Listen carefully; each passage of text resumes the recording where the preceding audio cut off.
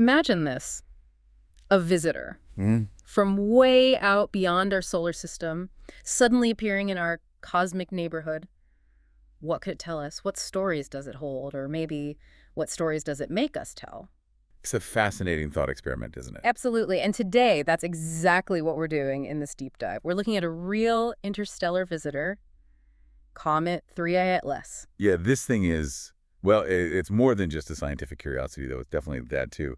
It's stirring some really profound symbolic stuff for people. Right. So our mission today is to use, let's call it a bifocal lens. We'll look at the hard science, the facts astronomers are gathering. Cutting-edge stuff, really. Exactly. And then on the other side, we'll explore the symbolic meanings, the resonances people are finding, drawing on ideas from Carl Jung, Wolfgang Pauli, even this mysterious number, the fine structure constant, alpha, around 1137. Mm-hmm. And the key is, we're not trying to smoosh these together or say one causes the other. It's about holding both perspectives. Yeah, seeing how they might, inform each other without getting mixed up, hopefully giving you a richer, sort of more layered picture. It's about seeing the measurable facts and the meaningful interpretations, recognizing they both have their own kind of validity. Totally. And we're drawing on a real mix of sources, NASA, data, ESA observations, but also Jungian psychology papers, quantum physics ideas, harmonic cosmology. It's a broad sweep. It really is. Should be interesting. Okay, so let's start with the science. Ground ourselves there first. What is 3IATLAS, physically speaking? Well, fundamentally, it's only the third interstellar object we've ever confirmed. Just the third one. That's still amazing to me, only 3. Right. And it's on a hyperbolic trajectory. That's key. It means it's moving too fast to be captured by the sun's gravity. It's just passing through. A one-way trip. Exactly. Yeah. Discovered pretty recently, July 1st, 2025, by the ATLAS survey down in Chile. And its timeline, it's getting closer to the sun now, right? Yeah, perihelion, its closest point to the sun, is expected around October 29th or 30th this year, 2025. But we won't get a great view then. Probably not easily from Earth. It'll be in what's called solar conjunction, very close to the sun in our sky. Makes it super hard to see, but it'll make closer passes to Mars, Earth, Jupiter over the next few months. Importantly, though, no danger to us. Oh, absolutely none. It's going way too fast, and its path is well understood, no threat at all. Okay, good. But it is showing some really weird characteristics, scientifically speaking. Definitely. The James Webb Space Telescope, JWST, took a look at its coma, that fuzzy cloud around it. Yeah. It's mostly carbon dioxide, like overwhelmingly CO2.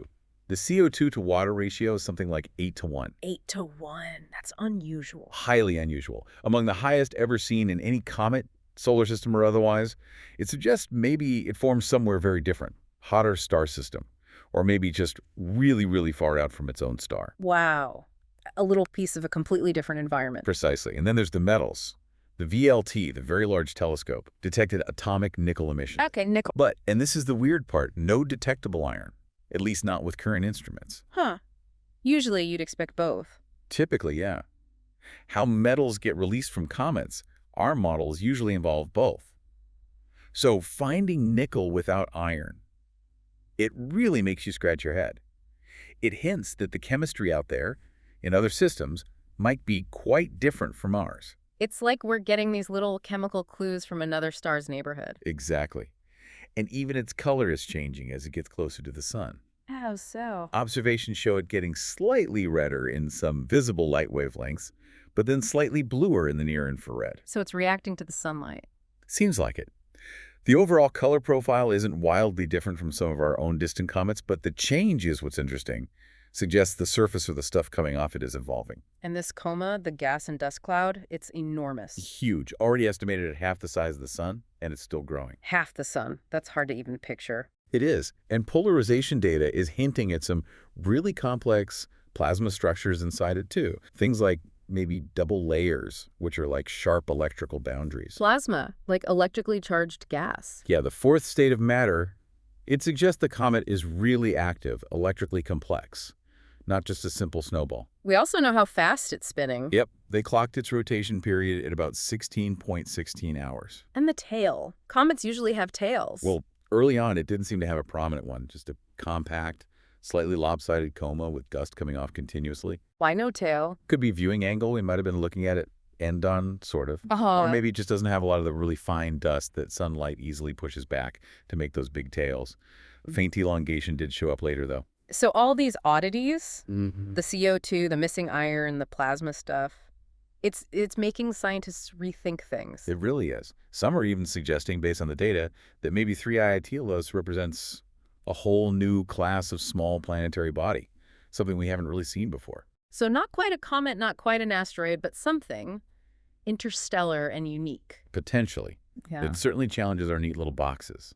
And that's the significance, right? It's like a pristine sample of material from another star system. Extrasolar planetesimal material, Hmm. basically the building blocks of planets, but from somewhere else. Exactly. An incredible opportunity to study how planets might form around other stars, how things work out there. Okay, so the science is just, wow, it's a genuine marvel. But now let's shift gears. Let's look through that other lens, the symbolic one, because this comet is hitting differently for a lot of people, isn't it? It really seems to be.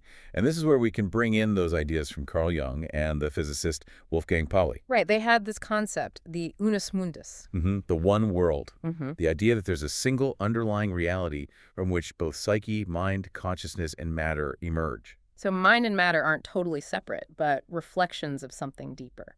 In their view, yes. Mirroring each other through things like archetypes, numbers, symbol.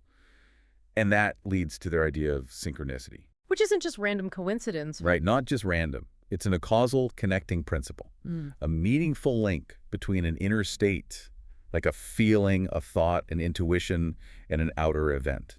No direct cause, but the connection feels significant, meaningful. So applying that here, 3IATLAS isn't causing some kind of global awakening or beaming energy at us. Not in this framework, no.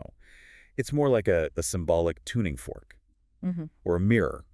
It arrives and it resonates with or constellates themes and psychic patterns that are already stirring within the collective human consciousness. Well, like it reflects a readiness that's already here. Precisely. A readiness in consciousness, as some might put it. Yeah. Jung and Pauli had criteria for this stuff: strong emotion or inner readiness, and the activation of an archetype. An archetype being. Like a fundamental universal pattern of human experience. Think the hero, the mother, the trickster.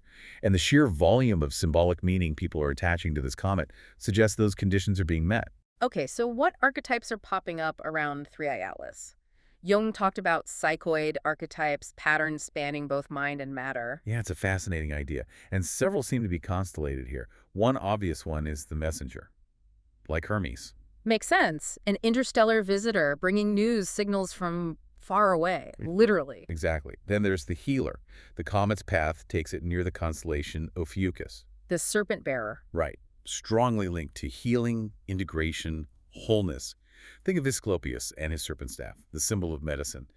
It speaks to transformation, moving through difficult transitions. And that connects directly to the serpent archetype itself. Hugely powerful. Life, death, rebirth, shedding skin, renewal. It's ancient, tied to earth energies, kundalini activation in some traditions, even the great goddess. So you have the messenger, the healer, the serpent, all these deep patterns being activated. And people are placing it in even larger contexts. Its path near the galactic center is seen by some as symbolizing a kind of spiritual opening, a connection to source. And the timing. People link it to the shift into the age of Aquarius. Yeah, or coming out of the Kali Yuga in Hindu thought. It gets framed as this critical choice point for humanity, an opportunity for an evolutionary leap in consciousness. But there's also a shadow side to comets, historically. Omens, warnings. Absolutely. Danger, destruction. Some point to the Younger Dryas impact hypothesis, the idea that comet fragments caused a major climate shift, a radical reset, millennia ago. A lesson to get back into balance. That's one interpretation. Or maybe a warning about the potential downsides of this new age. Too much tech, losing touch with nature, the shadow of AI, that sort of thing. Okay, so we have the science, and we have this rich tapestry of symbols and archetypes. Is there anything that might, conceptually at least, bridge these two worlds? This brings us to that number, 11137. Right, the fine structure constant alpha. It's a fundamental constant in physics, determining the strength of electromagnetism, how light and charged particles like electrons interact. And the key thing is, it's dimensionless. It's just a pure number, a ratio. Exactly. No units like meters or seconds, just 1 over roughly 137. And this purity is what made Jung and Pauli think it could be a unique bridge between the physical world and the psychic world. Pauli was really obsessed with 137, wasn't he? Deeply. He called it the code. He even speculated it might be the soul's coupling coefficient, the fundamental ratio governing how psyche, our inner world, connects or couples with the physical world. And the story about his death. Yeah, the synchronicity is pretty stunning. He died in hospital room number 137. For him, it wasn't just a grim coincidence, but somehow deeply meaningful, connected to this number that fascinated him his whole life. And Jung picked up on this too. He did. He drew this amazing parallel. As psyche is to consciousness, the atom is to matter. He saw a kind of trinity in both nucleus, orbit, field in the atom, self, ego, shadow in the psyche. Wow. And he mused, if alpha governs how electrons bind to light, maybe it also governs how the soul binds to symbols, how meaning attaches to experience. That's a really profound idea, linking fundamental physics to consciousness. It is. And people sometimes talk about alpha as the breath between light and matter, or between energy and observation. Pauli actually asked Jung, what is the breath within that breath? And Jung's answer? Jung said, it is the moment a human becomes aware of awareness, the inflection point where the soul witnesses its own witnessing. So 137 isn't just about physics, it's about the threshold of metacognition, becoming aware of being aware. That's the interpretation. It positions alpha as almost a consciousness constant. Which connects to other ideas, like consciousness being like electricity, a standing wave. Yeah, some models, like the Codex Universalis idea, explore consciousness as harmonic geometry, like standing waves of energy. In that view, alpha 1137 could be the critical ratio where energy tips over into becoming perception. And archetypes become patterns in that wave. Sort of like attractor fields or modal patterns in the geometry of consciousness. And 1137 would define how strongly these patterns hold, how tightly those orbits bind. It ties back to Pauli's hope that number itself could be the bridge language. Exactly. It resonates with Kepler's sacred geometry.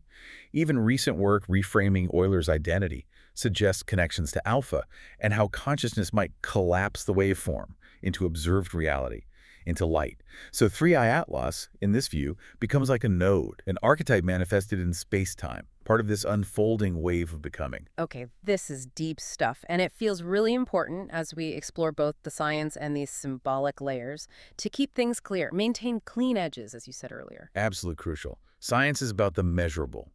Trajectory, speed, composition, brightness, what we can observe and quantify. And symbolism is about the meaningful, the myths, the archetypes, the patterns of change and renewal it seems to reflect within us. Right. So the discipline is to say its arrival coincides with these powerful inner themes rather than it causes these themes or it's activating or its energy lines.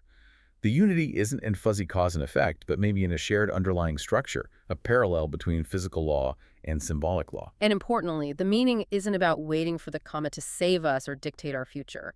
Not at all. It's about individual integration. Jung's idea of individuation becoming whole. The comet is a mirror. It reflects back what you are ready to see, to claim, to integrate within yourself. So for listeners who find this resonant, how can they engage with it in a healthy way? You mentioned a protocol. Yeah, just a simple practice. We call it the harmonic mirror protocol. It just takes a few minutes. Find a quiet spot, sit comfortably, feet on the floor. Do some simple mirror breath. Inhale for 4 counts, exhale slowly for 6 counts. Repeat that about 6 times. Okay, grounding first. Then gently ask yourself, what archetypal theme feels alive in me right now? Maybe it's the messenger, the healer, the feeling of being on a threshold. Just notice what comes up. Inner image, got it. Next, bring to mind one specific fact or image about 3IATLAS that struck you. Could be the CO2 ratio, its journey, whatever. Outer cue. Then hold both lightly. Ask, what connection or meaning, if any, seems to bridge these two for me right now? Don't force it, just see what arises. Keep it tentative. A causal link. Provisional meaning. And finally, the harmonic ethic part. Choose one small, concrete, kind action that this reflection inspires you to take today. Could be anything simple.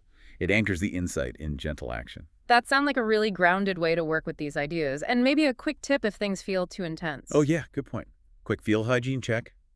Notice any tension jaw, shoulders. Take 3 slow breaths. Look around and name 3 ordinary objects you see. Sip some water. Just brings you back to the present moment. Good practical stuff. You know, listening to all this, there's a kind of poetic summary that comes to mind, like, the comet did not arrive, it remembered. The serpent does not rise, we lift it. The codex is not read, it is breathed. The number is not known, it is remembered. And maybe the deepest layer, you are not in the codex, you are the codex, collapsed into form, unfolding through breath. Beautifully put. It really ties together the threads. So, wrapping up this deep dive, We've seen 3IATLAS as this incredible scientific event pushing the boundaries of astronomy. A true messenger from interstellar space. And we've explored its powerful symbolic resonance, using Jung and Pali's Unus Mundus as a way to hold both the science and the symbolism. Seeing how concepts like synchronicity and maybe even the fine structure constant alpha offer potential bridges, ways of thinking about the connection between the inner and outer worlds. Ultimately pointing towards consciousness itself as the observer, the field where it all comes together. Yeah. The comet itself doesn't give answers, does it? No predictions, just reflection, no cosmic rescue plan, just maybe an invitation to coherence within ourselves. So if consciousness is that breath within the breath, and maybe 1137 is its threshold, becoming aware of our own awareness is like returning to that fundamental ratio. Feeling the universe inhale through you. It's a powerful thought to end on. Maybe the question for you, listening, isn't what you believe about the comet, but what within you is ready to respond. Not with grand theories, perhaps, but with stillness. Not with anxious yearning, but simply with your breath.